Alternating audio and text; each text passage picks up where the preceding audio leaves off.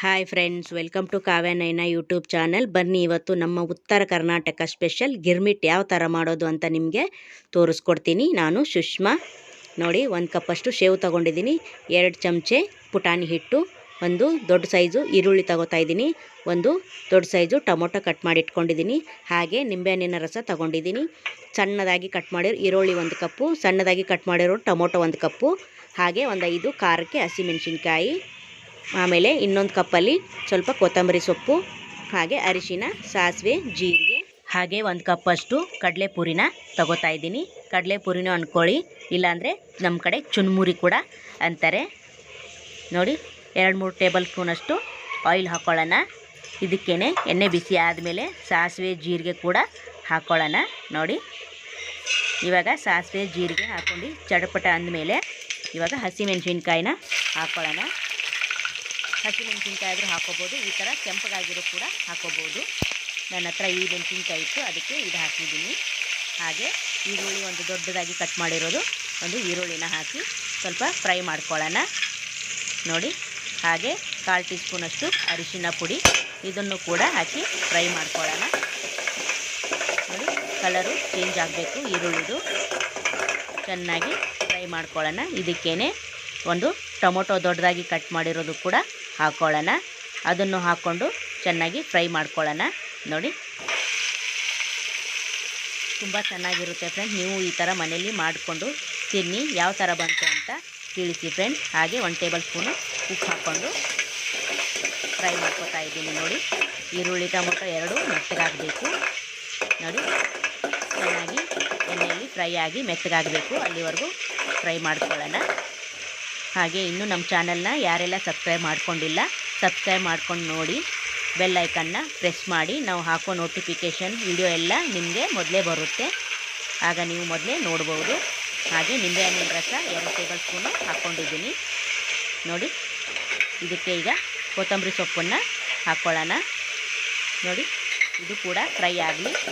1-2 ನಿಮಿಷ ಫ್ರೈ ಮಾಡಿಕೊಂಡು ಸೈಡೆಲ್ಲ ಎಣ್ಣೆ ಬಿಡಬೇಕು, ಅಲ್ಲಿವರೆಗೂ ಫ್ರೈ ಮಾಡ್ಕೋಬೇಕು. ನೋಡಿ, ಚೆನ್ನಾಗಿರುತ್ತೆ ಗೊಜ್ಜು. ನಿಮಗೆ ಜಾಸ್ತಿ ಇದ್ದರೆ ಗೊಜ್ಜು ಫ್ರಿಜ್ಜಲ್ಲಿ ಬಾಕ್ಸಲ್ಲಿ ಎತ್ತಿಟ್ಕೋಬೇಕು, ಇಲ್ಲಾಂದರೆ ಎಷ್ಟು ಬೇಕೋ ಅಷ್ಟನ್ನು ಹಾಕಿ ಕಲಿಸ್ಕೋಬೋದು. ನಾನು ನೋಡಿ 3-4 ಜನಕ್ಕೆ ಆಗೋಷ್ಟು ಮಾಡಿದ್ದೆ, ಅದರಲ್ಲಿ ಒಂದು ಸ್ವಲ್ಪನೇ ಹಾಕಿ ನಿಮಗೆ ನಾನು ತೋರಿಸ್ಕೊಡ್ತೀನಿ, ಇಬ್ಬರಿಗಾಗೋ ಅಷ್ಟು. ನೋಡಿ, ನಾನು ಫ್ರಿಜ್ಜಲ್ಲಿ ಅದನ್ನು ಸ್ಟೋರ್ ಮಾಡಿ ಇಡ್ತೀನಿ. ಇವಾಗ ನಿಮಗೆ ಇಬ್ಬರಿಗಾಗುವಷ್ಟು ನಾನು ಈ ಥರ ಗಿರ್ಮಿಟು ಮಾಡಿ ತೋರಿಸ್ತೀನಿ. ನೋಡಿ, ಇಷ್ಟಾದರೆ ಸಾಕು.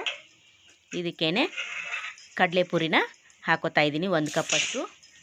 ಇದನ್ನು ಚೆನ್ನಾಗಿ ಕಲಿಸ್ಕೊಳ್ಳೋಣ. ನೋಡಿ, ಸೂಪರಾಗಿರುತ್ತೆ ಫ್ರೆಂಡ್ಸ್, ರುಚಿ ಮಾತ್ರ ಅಲ್ಟಿಮೇಟ್ ಆಗಿರುತ್ತೆ. ನೀವು ಒಂದ್ಸತಿ ಮನೇಲಿ ಟ್ರೈ ಮಾಡಿ ನೋಡಿ. ಹಾಗೆ ದೊಡ್ಡದಾಗಿ ಕಟ್ ಮಾಡಿರೋ ಟೊಮೊಟೊನ ಒಗ್ಗರಣೆಗೆ ಹಾಕಿದ್ದೆ, ಇವಾಗ ಚಿಕ್ಕದಾಗಿ ಕಟ್ ಮಾಡಿರೋ ಟೊಮೆಟೊ ಕೂಡ ಒಂದನ್ನು ಸೇರಿಸ್ತಾ ಇದ್ದೀನಿ.